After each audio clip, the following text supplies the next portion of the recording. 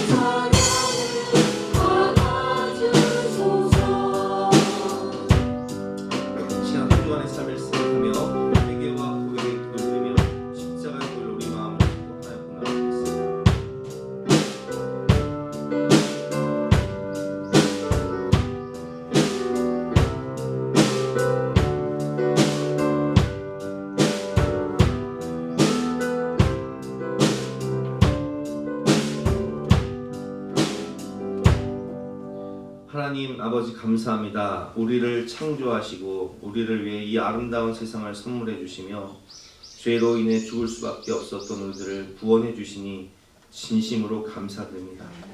오늘도 주님을 사랑하는 마음으로 신령과 진정으로 간절한 마음으로 사모하는 마음으로 예배드릴 때 성령 하나님 이 모임 가운데 또 우리 마음 가운데 임재하셔서 풍성한 은혜를 나리어 주시옵소서. 감사를 드리며 예수 그리스도 이름으로 기도드렸사옵나이다. 아멘. 영원하신 성령으로 말미암아 흠없는 자기를 하나님께 드린 그리스도의 피가 어찌 너의 양심을 죽은 행실에서 깨끗하게 하고 살아계신 하나님을 섬기게 하지 못하겠느냐. 그러므로 주 예수 그리스도 안에 있는 자에게는 결코 정죄함이 없느니라. 아멘. 사죄를 확신하며 다같이 사도신경으로 우리의 신앙을 고백하시겠습니다. 나는 전능하신 아버지 하나님 천지의 창조주를 믿습니다. 나는 그 유일하신 아들 우리 주 예수 그리스도를 믿습니다. 그는 성령으로 잉태되어 동정녀 마리아에게서 나시고 본디오 빌라도에게 고난을 받아 십자가에 못 박혀 죽으시고 장사된 지 사흘 만에 죽은 자 가운데서 다시 살아나셨으며 하늘에 오르셔 전능하신 아버지 하나님 우편에 앉아 계시다가 거기로부터 살아있는 자와 죽은 자를 심판하러 오십니다. 나는 성령을 믿으며 거룩한 공교회와 성도의 교제와 죄를 용서하는 것과 몸의 부활과 영생을 믿습니다. 아멘. 다 같이 앉으셔서 함께 찬송하시겠습니다.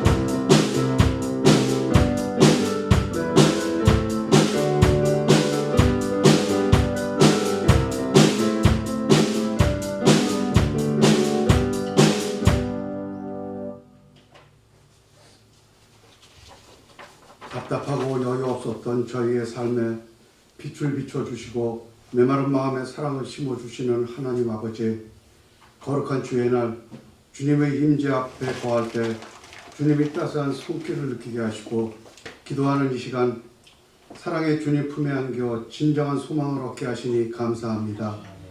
저희는 부족함이 많고 연약합니다.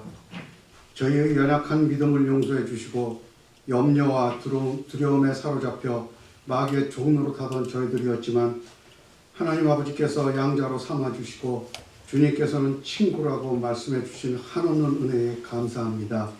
주님, 운동선수들이 목표를 향해 열심히 훈련하듯 저희의 영혼에도 경건의 훈련이 필요함을 고백합니다.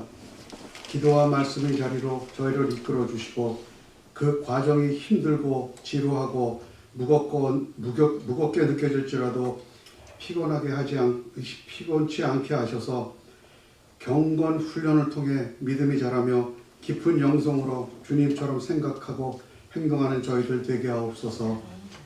저희 안에 가득한 불신과 교만을 비우게 하시고 그 자리에 성령님으로 채워주셔서 저희의 능력이 아니라 주님의 능력으로 살아가게 하시고 겉으로만 나타나는 경건이 아니라 주님을 닮아 거룩해지는 저희들 되게 하옵소서. 지나온 날들을 생각하면 저희의 힘과 노력으로 살아온 것이 아니라 오직 주님의 은혜로 여기까지 왔음을 고백합니다. 그러기에 저희가 지금 누리는 일상 속에서도 감사의 이유를 찾게 하시고 먹고 마시는 것, 숨 쉬는 것, 하루하루를 살아가는 모든 순간들이 감사의 제목들이 되게 하옵소서. 믿는 저희가 보여주어야 할 것은 세상의 성공한 사람들과 같은 돈이나 명예나 스펙이 아니라 변화된 모습입니다. 주님을 바라보고 의지하는 것이 아침에만, 주일에만, 내가 급할 때에만 의지하는 것이 아니고 매일 매 순간 주님을 바라보고 주님께 삶의 방향을 고정하고 주님께 모든 것을 맡기고 살아가는 예수사랑교회 성도들 되게 하옵소서. 또한 청년들 모두 말씀을 듣는 데서 멈추지 않고 삶으로 순종하는 믿음으로 앞으로의 삶과 미래도 주님께 맡겨 불안한 내일이 아니라 주님 인도하심을 신뢰하고 사모하며 주님과 동행하는 미래를 책임지는 청년들 되게 하옵소서.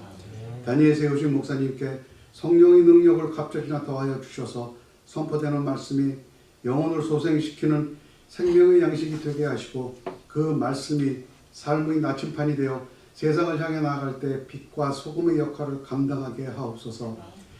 내가 내 몸에 예수의 흔적을 지니고 있노라 라고 사도 바울이 이야기한 것 같이 저희도 예수의 흔적들이 있습니다. 예수의 흔적과 지금도 변함없이 베풀고 계시는 예수님의 사랑과 은혜를 느끼며 살아가는 저희들 되길 바라옵고 길이요 진리요 생명 되신 예수 그리스도의 거룩한 이름으로 기도합니다. 아멘.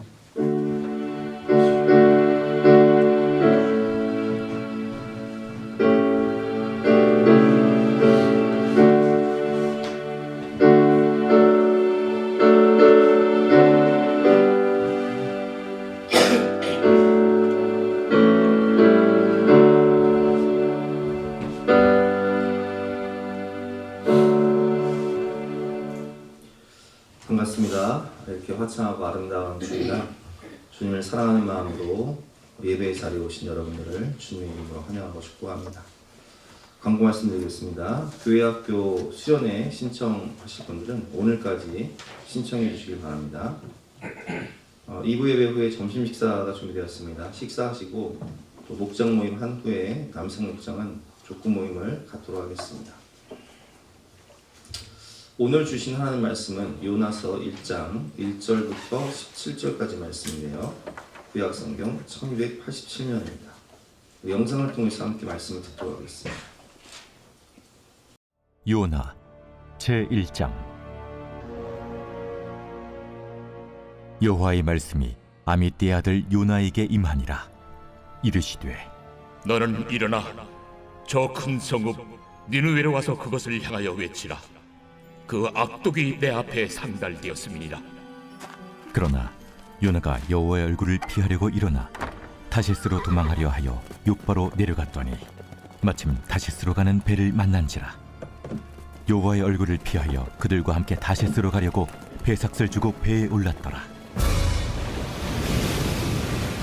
여호와께서 큰 바람을 바다 위에 내리시매 바다 가운데에 큰 폭풍이 일어나 배가 거의 깨지게 된지라. 사공들이 두려워하여 각각 자기의 신을 부르고 또 배를 가볍게 하려고 그 가운데 물건들을 바다에 던지니라.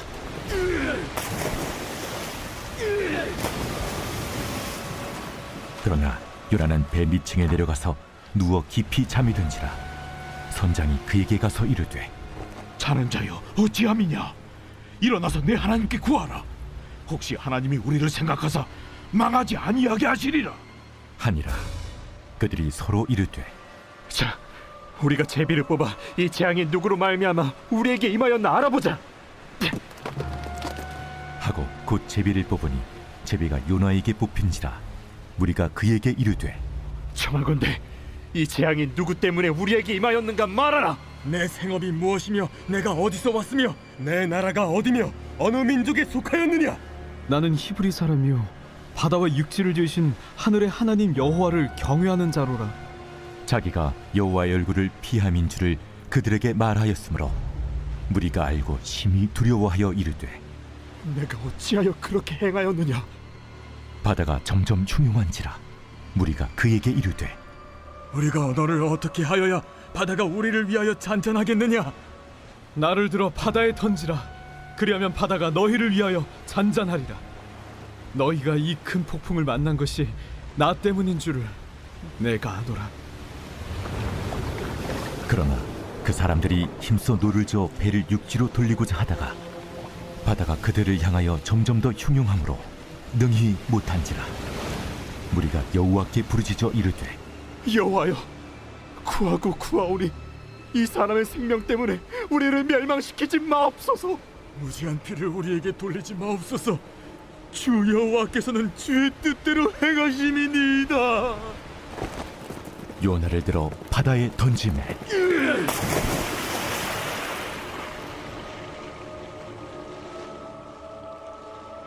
바다가 뛰노는 것이 곧 그친지라. 그 사람들이 여호와를 크게 두려워하여 여호와께 제물을 드리고 서원을 하였더라. 여호와께서 이미 큰 물고기를 예비하사 요나를 삼키게 하셨습니다.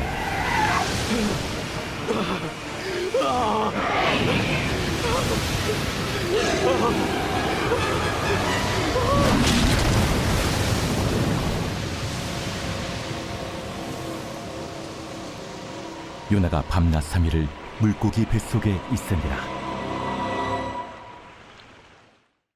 오늘은 요나와 하나님이라는 제목으로 본 말씀을 의지해서 함께 은혜를 나누도록 하겠습니다. 여러분, 성경 인물 중에 많은 인물이 있잖아요. 그 많은 인물 중에 여러분들은 누구를 좋아하십니까? 저는 개인적으로 요나가 참 좋아요. 너무 친근해요. 왜 그러냐? 꼭 나 같아서, 저 같아서. 요나의 모습을 보면 꼭 저의 모습을 보는 것 같기 때문입니다. 요나는 신화가 아니라 역사적 인물이죠. 여로보암 2세 당시의 선지자였는데 열왕기하 14장 25절에 보면 나와 있습니다. 제가 한번 읽어보겠습니다.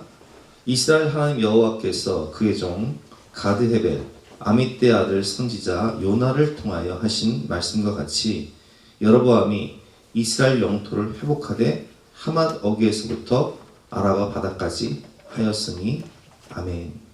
북이스라엘 선지자였던 요나는 주전 8세기 북이스라엘의 가장 전성기였던 여로보암 2세 때의 선지자입니다. 근데 그 요나는 예수님께서도 설교할 때 말씀을 하셨죠. 요나의 표적.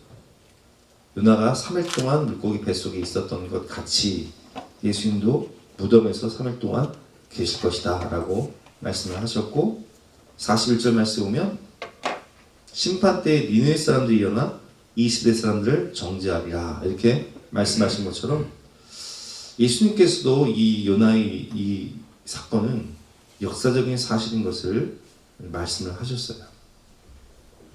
오늘 이 요나서를 통해서 우리가 함께 배울 것이 있습니다. 세 가지만 함께 배울 텐데요. 요나서에 나오는 오늘 본문에 나오는 인물들 요나가 있고 또 함께 배를 탄 이방인들이 있고 또 하나님이 계신데 그 각각 그 인물들에 대해서 함께 배워보도록 하겠습니다. 첫 번째 요나의 모습입니다. 여러분 손가락을 이렇게 한번 가르쳐 보세요. 그리고 이렇게 말씀해 보세요. 요나. 요나. 요나의 모습은 꼭 누구 모습이라고요? 나의 모습이다. 요나. 그래서 요나의 모습은 나의 모습이다. 오늘 1절 말씀이죠. 여호와의 말씀이 아미떼의 아들 요나에게 임하니라. 이르시되 너는 일어나 저 큰 성읍 니느웨로 가서 그것을 향하여 외치라. 그 악독이 내 앞에 상달되었음이라 하시니라. 아멘. 니느웨는 아수르의 수도지 않습니까? 근데 이 아수르는 굉장히 포악한 나라였어요. 그러니까 아수르 제국이라고 하는데 사실 영국 국어학자들이 이 아수르의 유적지를 발굴을 해서 엄청난 유물이 나오기 전까지는 사람들이 아이고 성경에 뭐 바벨론이나 아수르 같은 나라가 있었겠냐 이렇게 의심을 했는데 한 150년 전에 영국의 고고학자들이 이 아수르 유적지에서 엄청난 아수르 제국의 유적들을 발견을 했는데 이 아수르 제국은 굉장히 포악한 나라였어요. 그래서 정복한 나라들을 아주 무참히 짓밟고 그 정복한 성이나 그 나라의 귀족들 그리고 그 고관들을 다 이렇게 목을 잘라서 죽일 만큼 굉장히 죄악이 가득한 나라였다는 것을 알 수 있습니다. 그래서 2절 말씀에 보면 하나님께서 뭐라고 말씀하시죠? 너는 일어나 저 큰 성읍 니느웨로 가서 그것을 향하여 외치라. 그 악독이 내 앞에 상달되었으니라 하시니라. 하나님은 그 모든 악독을 다 보고 계셨어요. 그래서 그들을 심판하시기 전에 그들에게 기회를 주시기 위해서 요나를 보내시는 것입니다. 요나라는 뜻은 비둘기라는 뜻이에요. 비둘기는 전령이죠. 그래서 우리가 그 창세기를 보면 노아의 홍수 사건 때 이제 비가 그치고 물이 줄어들 때 노아가 무슨 새를 보내죠? 처음에는 까마귀를 보냈다가 두 번째, 세 번째, 네 번째는 비둘기를 보냈잖아요. 이 비둘기는 전령이에요. 고대 시대는 이 비둘기를 통해서 비둘기 다리에다가 이 소식을 전하기 위한 종이를 그 파피루스를 묶어서 이렇게 보냈단 말이에요. 그 요나의 뜻은 무슨 뜻이에요? 비둘기, 전령이다. 그래서 하나님의 말씀을 전하는 전령이었습니다. 그러나 여호와의 말씀과 여호와의 얼굴을 피해서 도망하는 요나의 모습을 오늘 우리는 볼 수 있습니다. 3절 말씀 같이 한번 읽어보겠습니다. 시작. 그러나 요나가 여호와의 얼굴을 피하려고 일어나 다시스로 도망하려 하여 욥바로 내려갔더니 마침 다시스로 가는 배를 만나지. 여호와의 얼굴을 피하여 들과 함께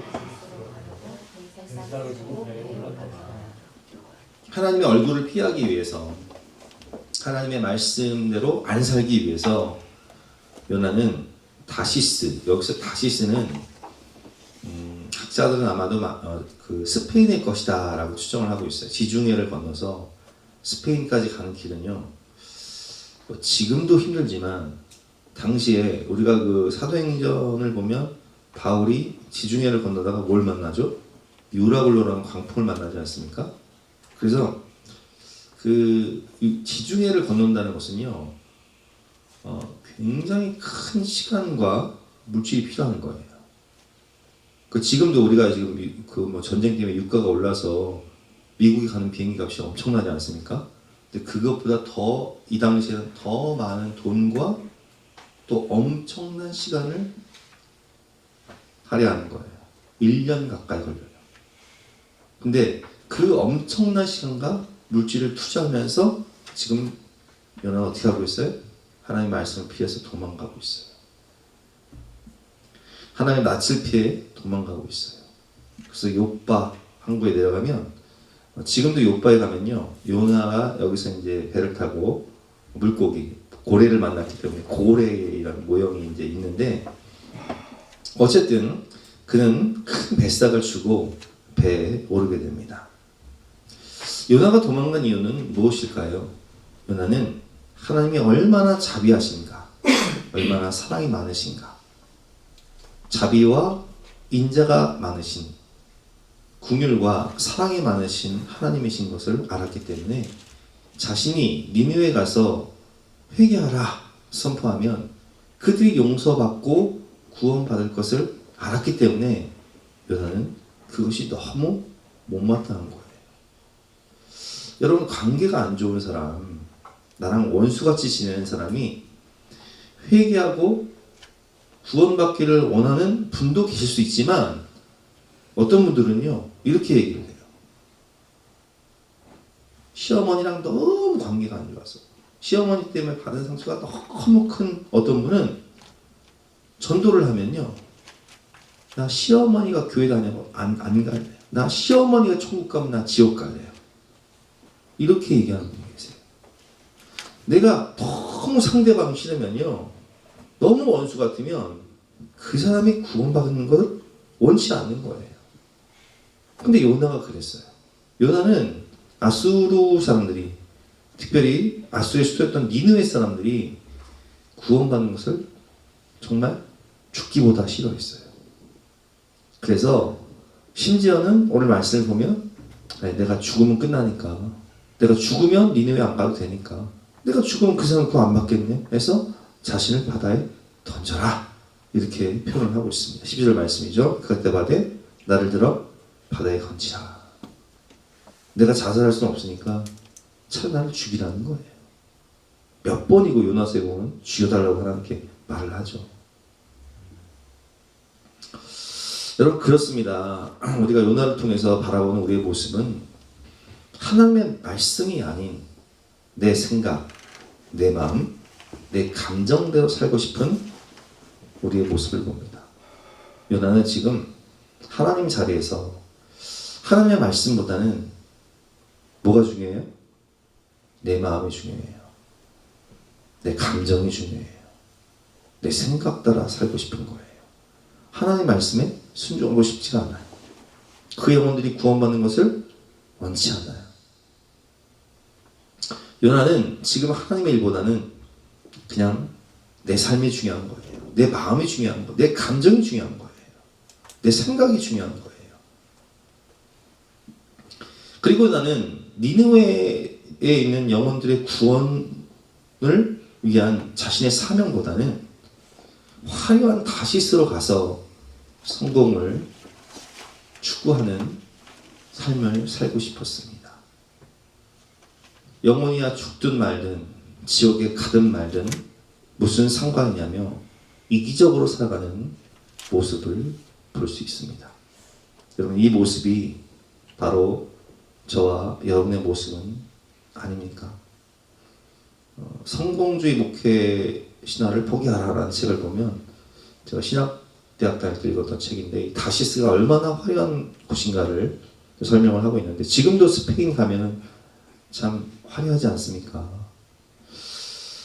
요나는 그냥 스페인으로 떠나서 거기서 자기 나름대로의 성공을 추구하면서 행복하게 살고 싶지, 니느웨로 가서 그 영혼들을 구원하기 위한 십자가의 전달자로 살고 싶은 마음이 없었던 거예요. 저도 그랬어요. 제가 뭐 목회자가 되고 싶었겠습니까? 개척교회 목사가 되라고는 저는 생각하지 않았어요. 저도 믿음은 있었지만 제 생각에는 그냥 나중에 사업해서 돈 많이 벌어서 헌금 많이 하는 장로님이 되면 되겠다, 이러고 생각하고 그냥 열심히 세상 것을 따랐어. 다시스로 떠나서 화려한 도시로 떠나서 성공을 추구하며 살고 싶은 마음이 있었죠. 하나님의 말씀보다는 그냥 내 감정 따라, 내 생각 따라, 내 성공 따라, 세상 것 따라 살고 싶은 그런 마음이 가득했던 과거의 모습이 있었습니다. 그러나 불순종의 결과는 어떻습니까? 하나님의 낯을 피하여 하나님과 반대되는 방향으로 가는 인생의 특징은 뭐냐? 내려가는 특징이에요. 그래서 본문에 반복적으로 등장하는 단어가 뭐냐면 내려갔다. 요나가 내려갔다. 3절 말씀이죠. 같이 한번 읽어보겠습니다. 시작. 그러나 요나가 여호와 얼굴을 피하려 일어나 다시스로 도망하려 하여 요바로 내려갔더니. 자, 그래서 요바로 내려갔어요. 배를 탔어요. 그 배는 정말 몇 달에 한 번씩 가는 배예요. 왜냐면 이 지중해를 건너서 스페인에서 요빠, 지금의 이스라엘 땅인 요빠로 가기 위해서는요 엄청난 시간이 필요하고 목숨을 걸어야 되는 거예요. 바울이 유라굴로 광풍을 만나는 것처럼, 또 오늘 본문에 광풍을 만나는 것처럼 지중해는요 계절에 따라서 광풍이 일어나기 때문에 정말 목숨 건 항이란 말이에요. 그러니까 배가 많이 없어요. 근데 순풍에 돛단 듯이 그냥 순적하게 그 배를 만난 거예요. 그래서 그 배를 탄 거예요. 할렐루야 했겠죠, 처음에는. 근데 4절 말씀 보니까 여호와께서 큰 바람을 바다 위에 내리심에 바다 가운데 큰 폭풍이 일어나 배가 거의 깨지게 된지라. 큰 폭풍을 만나게 됩니다. 5절 말씀이죠. 사공들이 두려워하여 각각 자기의 신을 부르고 또 배를 가볍게 하려고 그 가운데 물건들을 바다에 던지니라. 그러나 요나는 배 밑층에 내려가서 누워 깊이 잠든지라. 어디로 내려가요? 배 밑으로 내려가요. 요바로 내려갔다가 배 밑으로 내려갔다가 거기서 깊이 잠들죠. 그리고 17절 말씀 보니까 요나가 밤낮 3일을 물고기 뱃속에 있는데 2장 6절 말씀에 이렇게 요나가 고백을 합니다. 같이 한번 읽어보겠습니다. 시작. 내가 산의 뿌리까지 내려갔어. 됐습니다. 여러분, 요나가 어디까지 내려갔다고요? 산의 뿌리. 그러니까 산의 뿌리, 해저 깊은 곳까지 내려간 거예요. 인생이 바닥을 치는데 인생에 어디까지 내려간다고요? 해저 깊은 곳까지. 산의 뿌리. 여러분, 이 당시 잠수함이 있습니까? 없습니까? 없어요. 이 당시는 잠수함이 없는데 하나님은 이 불순종한 요나를 산의 뿌리까지 내려가게 하시는 거예요.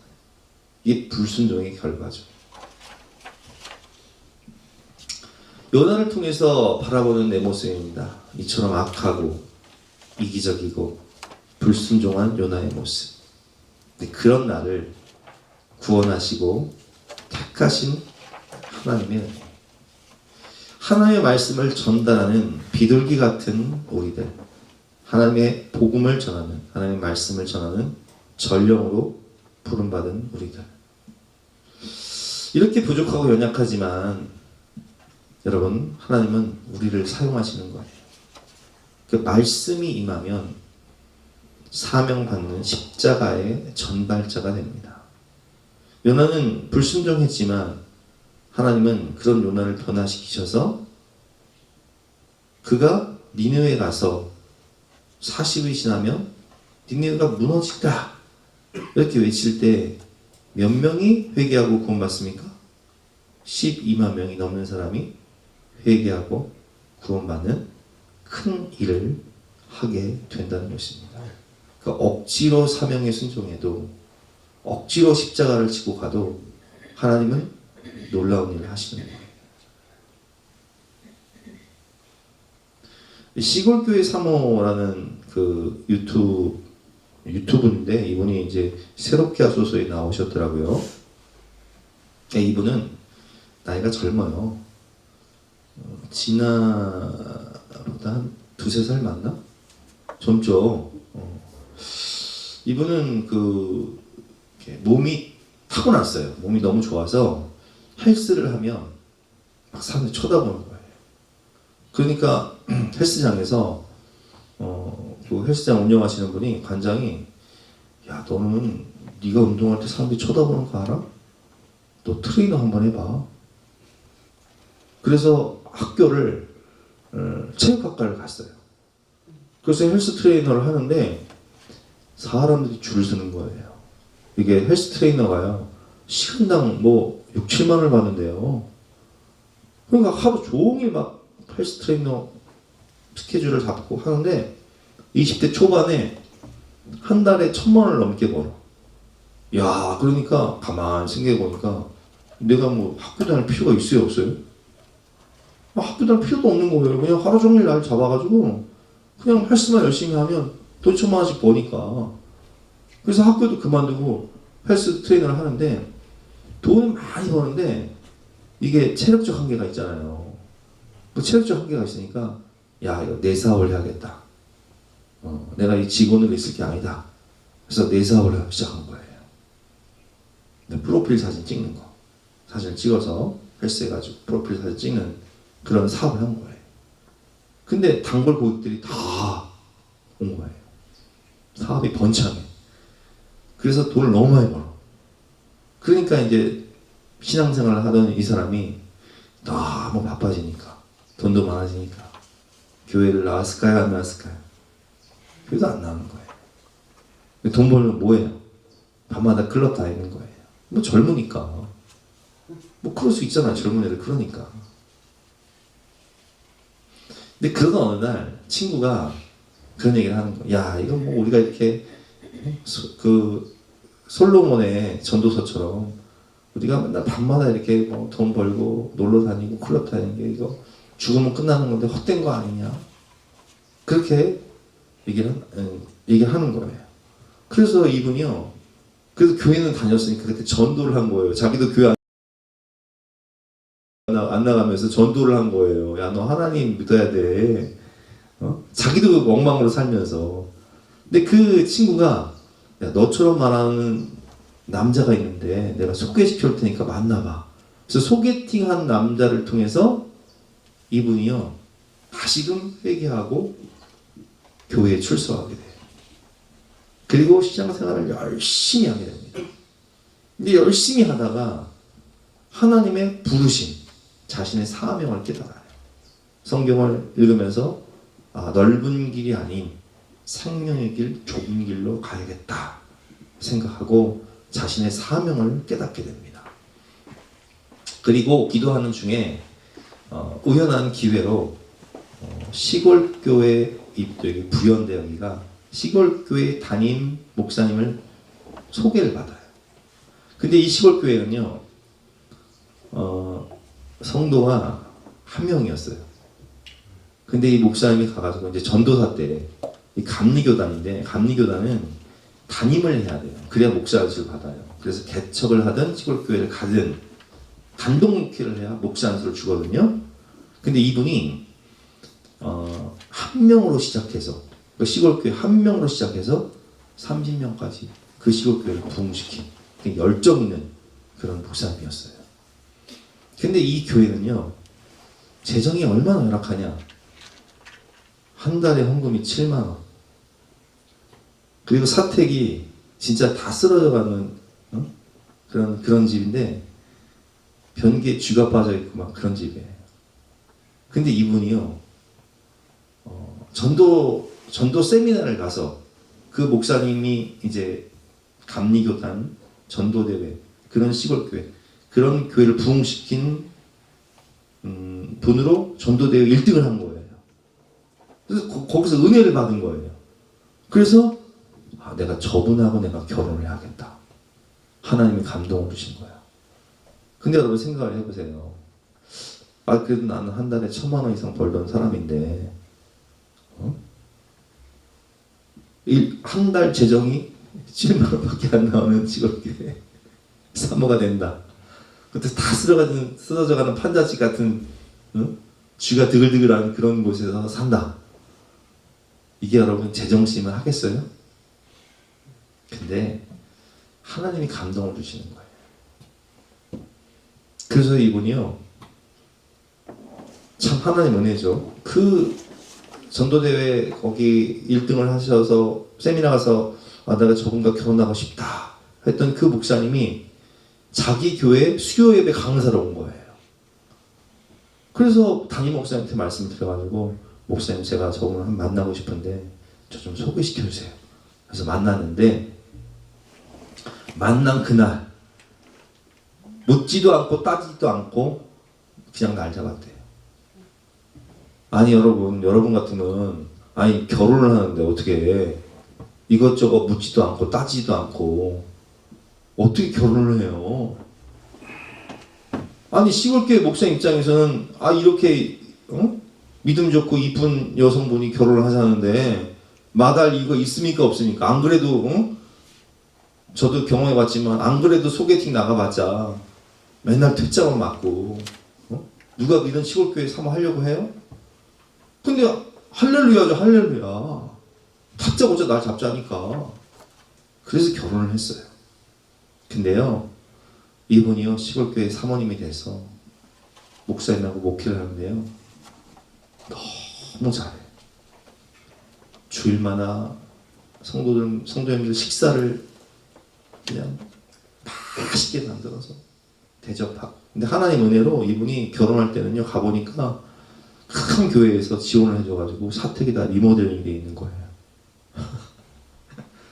열심히 목회를 하니까 또 이분이 유튜버니까 그 교회 모습을 올리니까 후원자들이 몰려오고 또 막 충청도 지역에 멀리서도 막 성도들이 막 유튜브 보고 찾아와서 예배드리고 지금은 엄청나게 부흥을 해가지고 새롭게 하소서에 나온 거예요.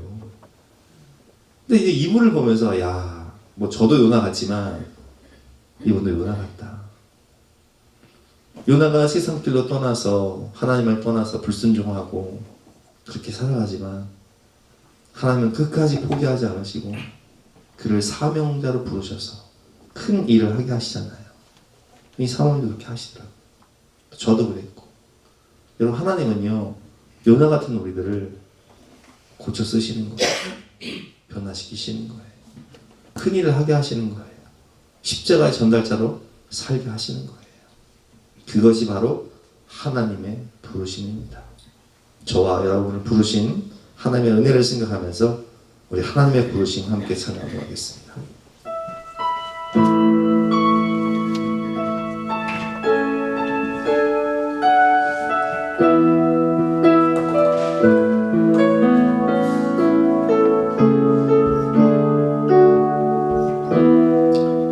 하나님의 부르심에는 후회하심이 없네.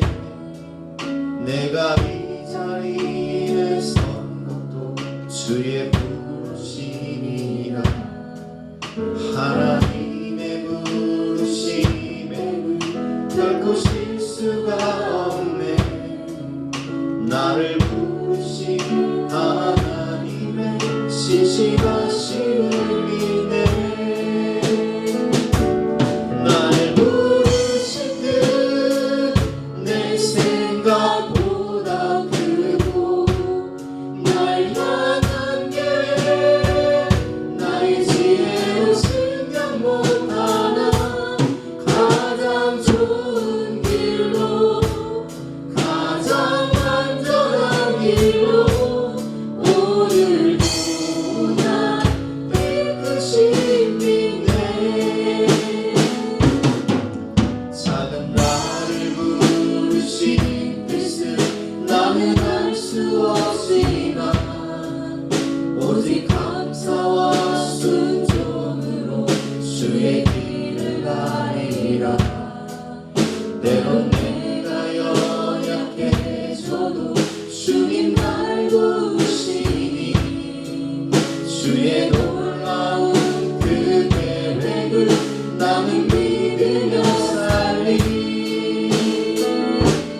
나를 부르신 뜻내 생각보다 크고 날 향한 계획 나의 지혜로 생각 못하나 가장 좋은 길로 가장 안전한 길로 신실하신 주를 찬양해.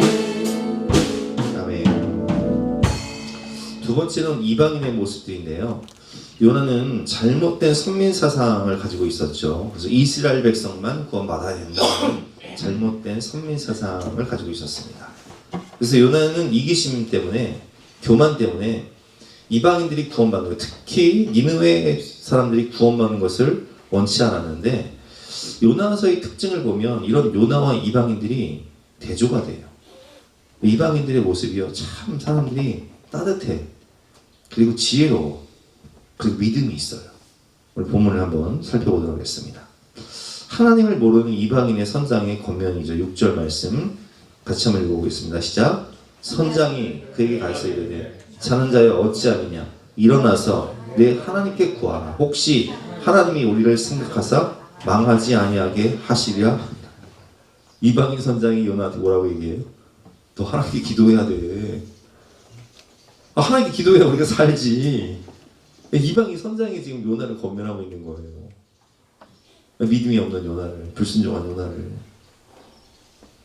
자, 결국 이 사건이 누구 때문에 일어났는지 제비를 뽑았는데 요나가 뽑혔습니다. 그래 묻죠. 무리가 그에게 이르되 이 재앙이 누구 때문에 우리가 임하는지 말하라. 내 생업이 무엇이며 내가 어디서 왔으며 내 나라가 어디며 어느 민족에게 속하였냐 하니 그가 대답하여 나는 히브리 사람이요 바다와 육지를 지으신 한대 하나님 여호와를 경외하는 자로다 하고.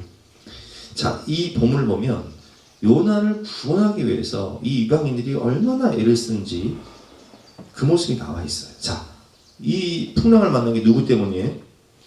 요나 때문이에요. 그래서 5절 말씀에 보면 사람들이요, 5절 말씀 잠깐 볼까요?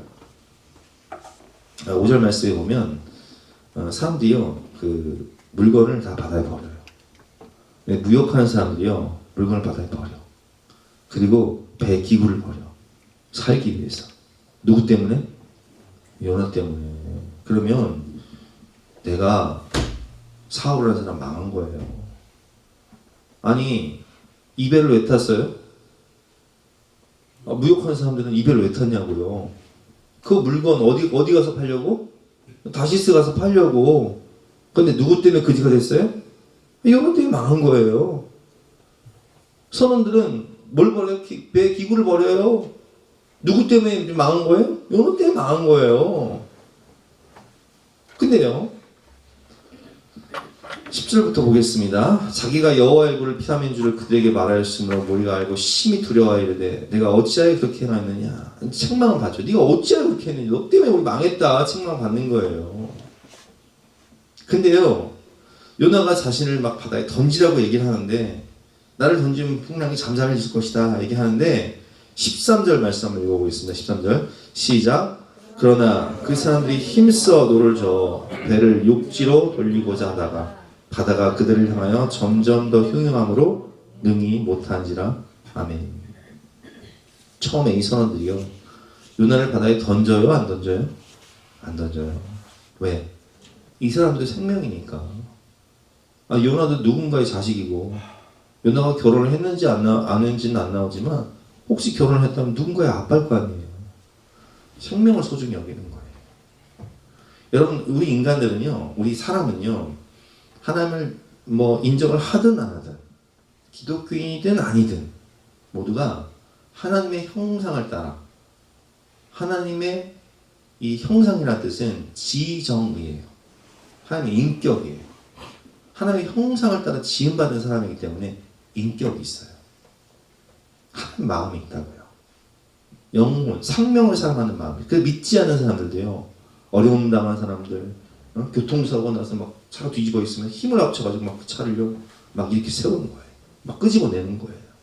이게 하나님의 성품이에요. 영혼을 사랑하는 마음, 생명을 소중히 여기는 마음.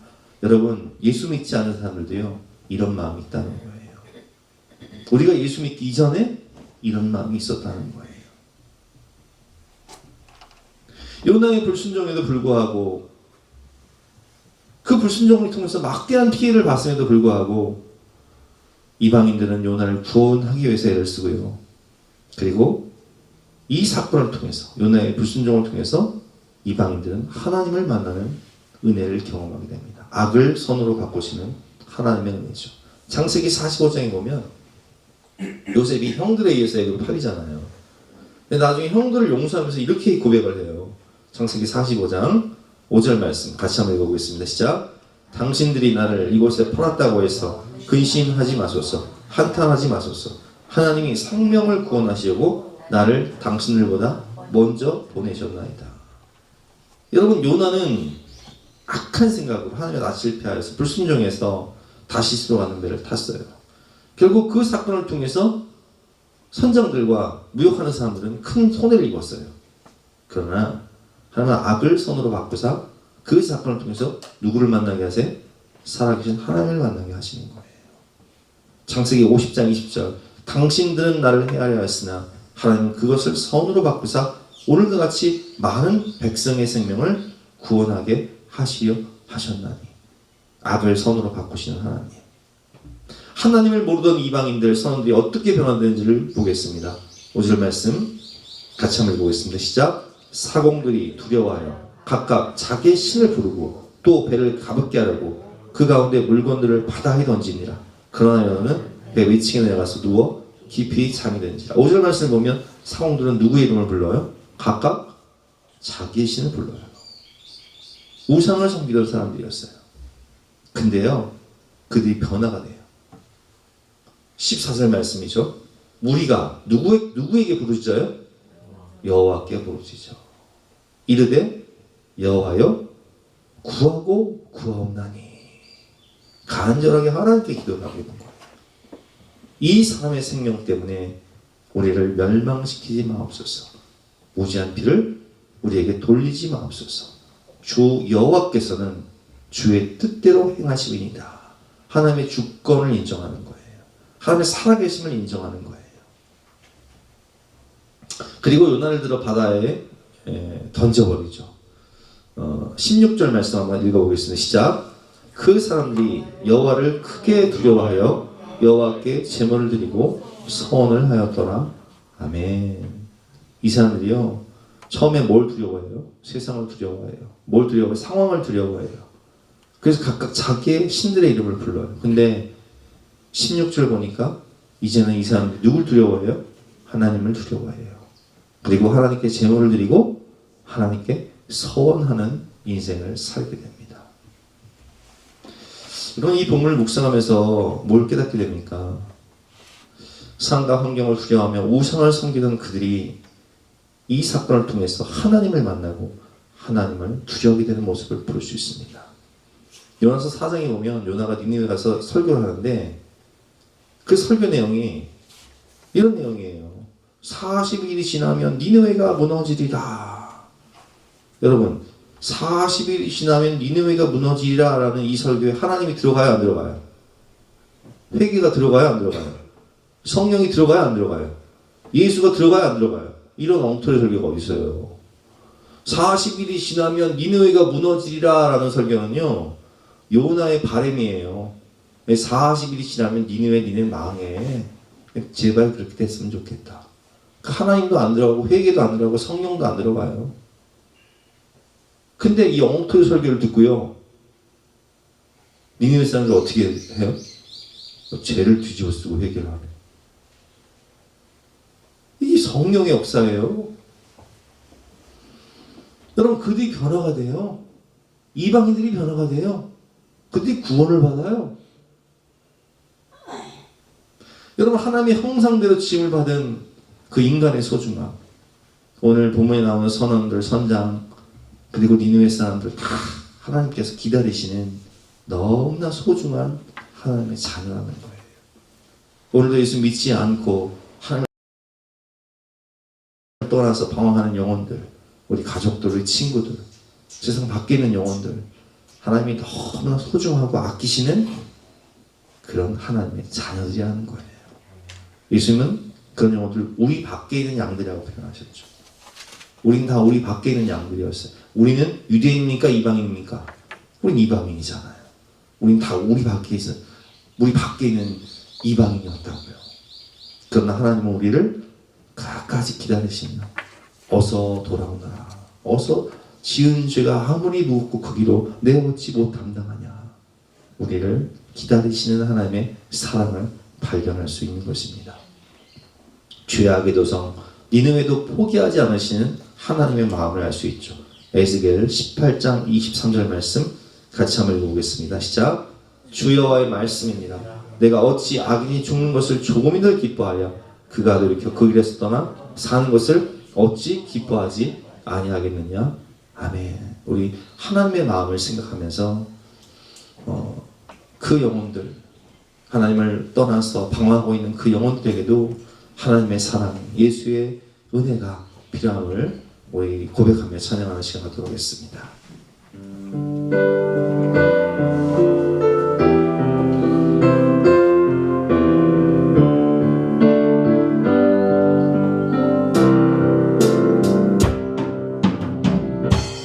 매일 스치는 사람들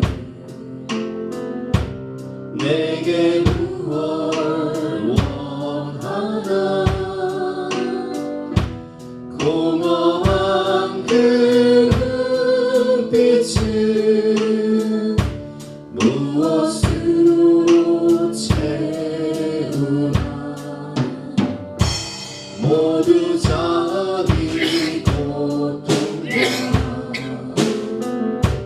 두려움 가득 감춰진 울음소리 주님 드시네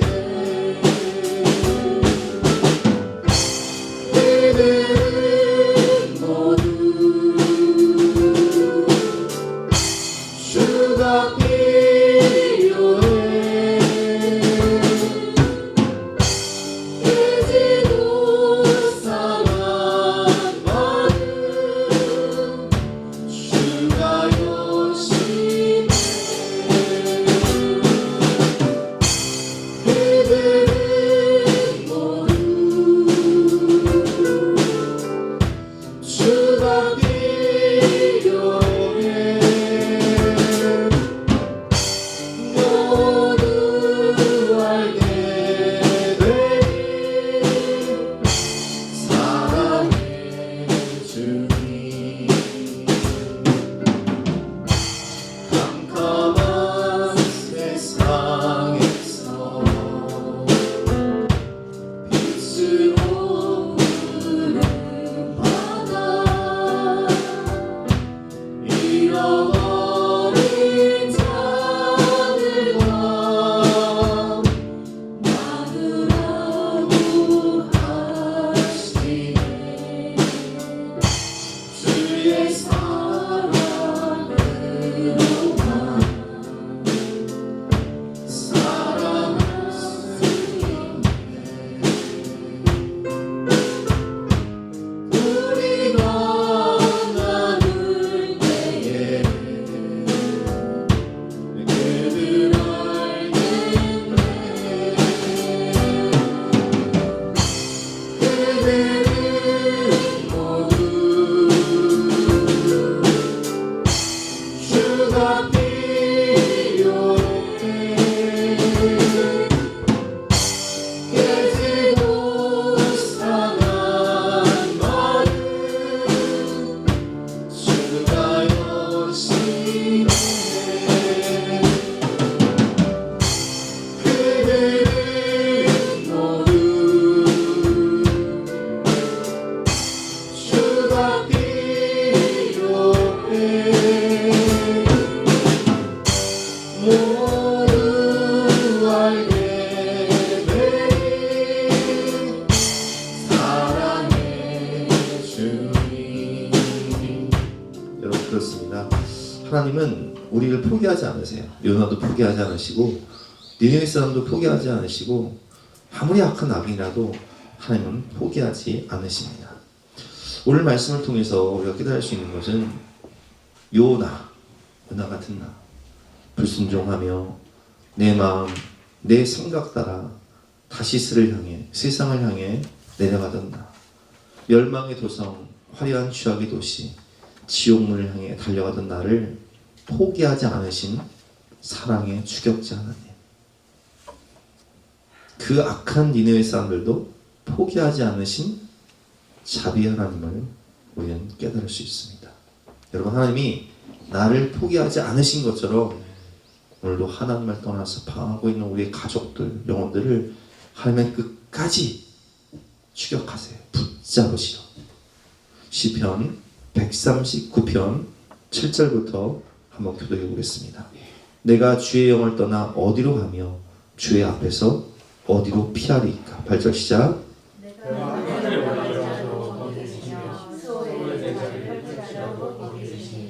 내가 새벽 날개를 치며 바다 끝에 가서 거주할지라도 거기서도 주의 손이 나를 인도하시며 주의 오른손이 나를 붙드시리이다. 아멘. 주님은 바다 끝에, 우리가 바닷속으로 들어간다 할지라도, 맞죠?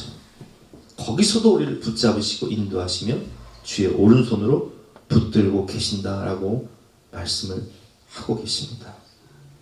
여러분, 우리 인생을 주도하시는 분은요, 하나님이세요.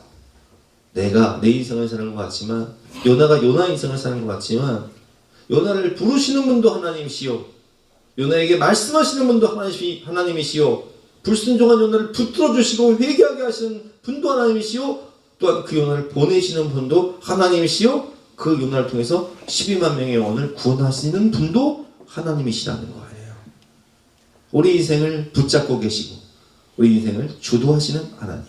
사람이 마음으로 자기의 길을 계획할지라도 그의 걸음을 인도하시는 이는 여호와시니라.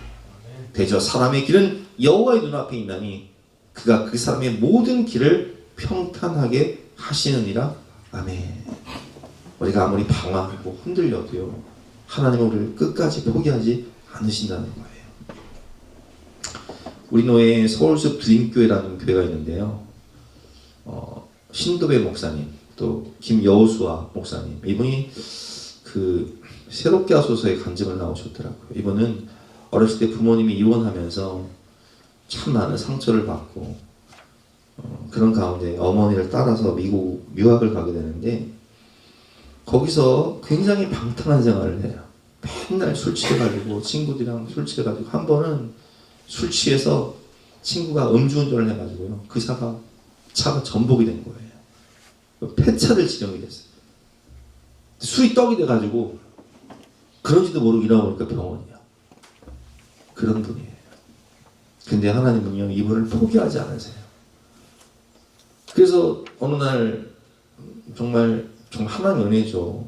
성령의 이끌림을 따라 어느 시골 교회를 갔는데, 그 시골 교회에서 부흥회를 하는데요, 다 할머니 할아버지만 앉아 있는데 젊은 사람 자기 하나예요. 근데 우리 옛날에 그 부흥회 할 때 목사님들이 그랬잖아요. 이 자리에서 하나님께 인생을 바칠 분들 일어나라고 서원하고 막 그랬잖아요. 그래서 설교를 듣는데 또 그런 부르심에 초청하는 거예요. 그래서 목사님이 생각할 때, 이제 그 당시에 청년이었으니까, 야, 저건 장사 되게 못한다. 여기다 할머니 할아버지밖에 없고, 믿음 없는 나 하나밖에 없는데 뭐 그런 부르심에 초청을 할까 하고 앉아있는데, 누가 자기를 뒤에서 탁 이렇게 힘 있는, 막 힘 있게 딱 들어가지고 이렇게 세워주는 거야. 보니까 없어, 아무도. 누가 하신 거예요? 하나님이 하신 거예요. 근데 자기 인생은 어때요? 자기 인생은 맨날 술 취한과 방탕한 가운데 방황하고 있는 인생인데, 근데 그 교통사고를 통해서 하나님 부르심, 콜링을 깨닫고, 이분이요, 신학교를 가려고 하는데 추천서를 받아야 되거든요. 신학대학 들어가려면 추천서를 받아야 되는데, 우리 같은 경우는 이제 담임 목사 추천서만 있으면 되는데, 미국 교회는요, 성도들의 추천서까지 받는데요. 누가 추천을 해주겠어요? 이렇게 살아가는데. 그래서 한 번은 그래도 친한 집사님한테 부탁을 해서, 내가 신학대학 가려고 하는데 추천서 좀 써주세요 하니까, 그분이 며칠 고심하다가 이렇게 얘기했대요. 제가 생각할 때 당신 같은 사람은 안 가는 게 맞습니다. 그래서 이제 자기는 그럼 됐다. 나는 어차피 갈 마음도 없었는데, 근데 하나님께 소원을 해가지고, 소원한 거기 때문에 내가 그냥 예의상 가려고 했는데, 아무도 추천 안 해주니까 어떻게 해요. 그래서 신학대학 추천서를 이제 못 받았으니까 그대로 썼대요. 내가 하나님께 소원을 했고 내가 가려고 했는데 사람들이 나보고 가지 말려고 한다. 내 삶이 이러니까. 난 술, 담배도 못 끊고 맨날 이렇게 살아가는데, 그래서 내가 입학을 우선 내지만 당신들이 거부하면 할렐루야 했는데 신학대에서 연락 온 거예요. 하나님이 당신을 부른 것 같으니까 조건부로 입학을 허가한다.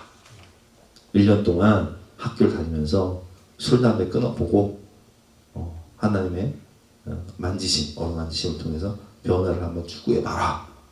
그래서 조건부로 학교를 다녀요. 체프를 끝나면 가서 담배 피고 몰래 술 먹고 시험을 보는데, 한 번은 교수님이 이제 거기는 시험을 볼 때 교수님이 안 계세요. 기도할 때 이렇게 기도해요. 지금 시험을 봅니다. 하나님, 두 가지 시험을 보는데 하나는 성적을 위한 시험이고 하나는 하나님께서 정직을 위한 시험을 보는데 둘 중에 하나를 선택해야 된다면 목회자가 될 사람들이니까 성적보다는 정직을 선택하게 하여 주시옵소서. 이렇게 기도하고 나가는데 이 사람은 정직이 아니라 성적을 선택해요. 근데 나중에 A 학점을 받고 양심 찔리는 거예요. 그래서 교수님 찾아가서 사실은 내가 컨닝했다고 다시 성적 저기 해달라고. 그러니까 그 교수님 뭐라고 했냐면, 야, 너는 신학교 올 사람이 아닌데 너 이대로 하면 안 되겠다. 그래서 이분이 3년 동안 멘토를 해줘요. 그래서 이 목사님의 멘토는요 참 유명한 분들이에요. 유진 피터슨, 팀 켈러, 우리 한국교회에 정말 많은 베스트셀러 작가들이잖아요. 그리고 한국교회의 대표적인 부흥하는 교회였던 온누리 교회 하영주 목사님 밑에서 부목사 생활을 해요. 그러니까 이분이 그 고백하는 게 뭐냐면 그런 엉터리 같은 삶을 살던 날지라도 하나님은 끝까지 나를 붙잡고 견인하셔서 선한 길로 바른 길로 인도하시고 좋은 멘토들을 만나게 하셔서 변화시켜 주시고 의의 길로 생명의 길로 인도하셔서 교회를 개척해서 지금 엄청나게 부흥하는 그런 교회 담임 목회자가 되셨죠. 여러분, 우리 선하신 하나님, 내가 길을 잃고 헤매고 방황할 때 하나님은 포기하지 않는 사랑으로 니느웨 사람들도 포기하지 않으셨지만 불순종한 요나도 포기하지 않으시는 거예요. 하나님은 어떤 분이십니까? 시편 103편 말씀 시작. 여호와는 긍휼이 많으시고 은혜로우시며 노하기를 더디하시고 인자하심이 풍부하시도다. 자주 경책하지 아니하시며 노를 영원히 품지 아니하시도다. 우리가 잘못된 길을 가고 방황해도 하나님은 별 말씀을 안 하세요. 묵묵히 참고 기다려 주시는 거예요. 기도하시면서. 출애굽기 34장 6절 말씀 시작. 여호와께서 그의 앞으로 지나며 선포하시되 여호와라 여호와라 자비롭고 은혜롭고 노하기를 더디하고 인자와 진실이 많은 하나님이라. 아멘. 나 길을 잃고 헤맬 때 그 사랑 나 찾아오셨네. 주의 사랑을, 주의 선하심을 한번 생각해 보세요. 이런 나를 포기하지 않고 그 영혼들도, 니느웨 같은 사람들, 그 이방인들도 포기하지 않고 사랑의 주격자로 오늘도 우리를 붙드시고 인도하시는 하나님의 은혜와 사랑, 우리 그 사랑을 생각하면서 함께 찬양하고 기도하는 시간 갖도록하겠습니다.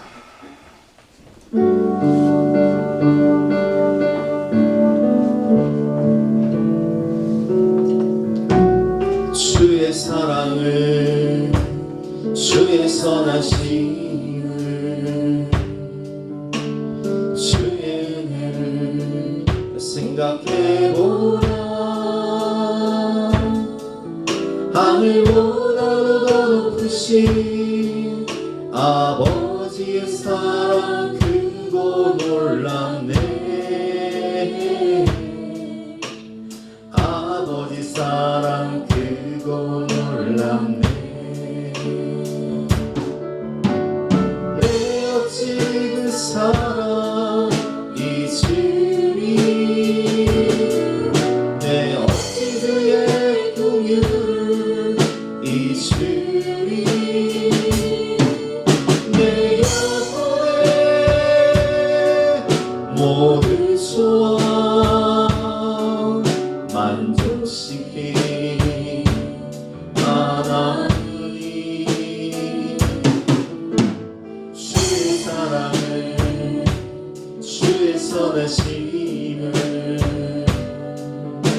주의 은혜를 생각해보라. 하늘보다도 더 높으신 아버지의 사랑 크고 놀랍네. 아버지 사랑 크고 놀랍네. 나 길을 잃고 헤맬 때 그 사랑 날 찾아 내셨네. 내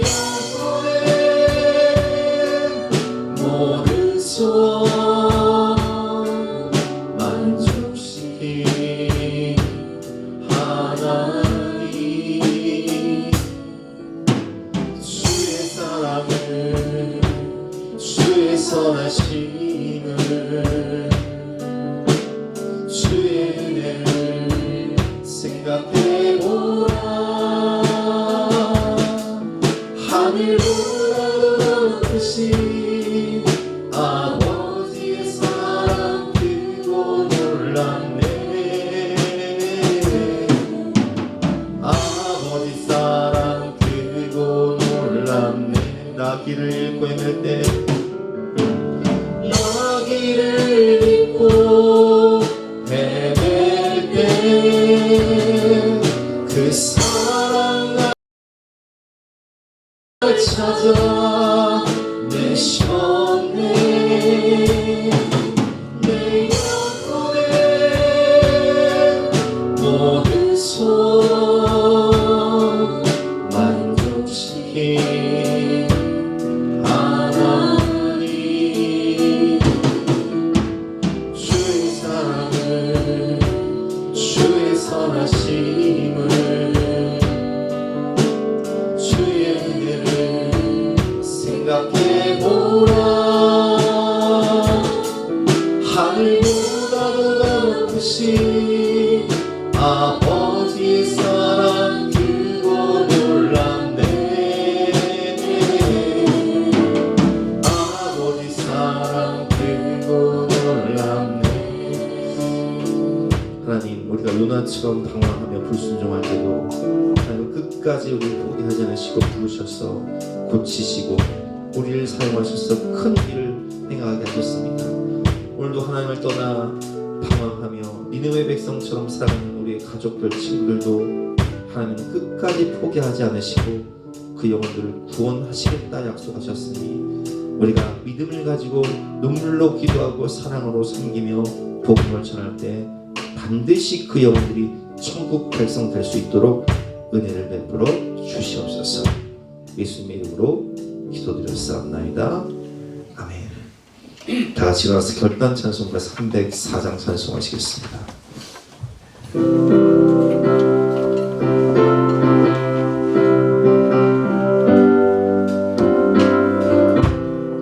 그 크신 하나님의 사랑 말로 나를 영원하게 저 높고 높은 별을 넘어 이 낮고 낮은 땅 위에 죄와 반역